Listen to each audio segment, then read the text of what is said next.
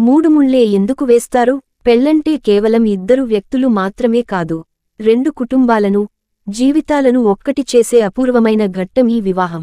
ఇప్పుడంటే పెళ్లిని 5 గంటల్లోనే పూర్తి చేస్తున్నారు. కాని పూర్వం రోజుల్లో పెళ్లంటే 5 రోజుల పండుగ.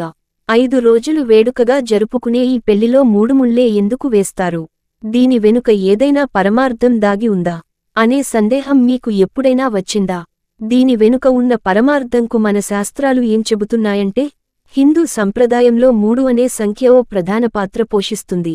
త్రిలోకాలు, త్రిమూర్తులు, త్రిగుణాలు ఇలా 3తో ముడిపడి ఉండటంతో పాటు మానవులకు స్థూల, సూక్ష్మ, కారణ అనే 3 శరీరాలు ఉంటాయి. ఈ సమయంలో వేసే ఒక్కో ముడి ఒక్కో శరీరానిది. వధూవరులు కేవలం బాహ్య శరీరంతో మాత్రమే కాకుండా మొత్తం 3 శరీరాలతో కలిసి మెలిసి ఉండాలనే ఉద్దేశంతోనే మూడుముళ్ళు వేస్తారని శాస్త్రాలు చెబుతున్నాయి.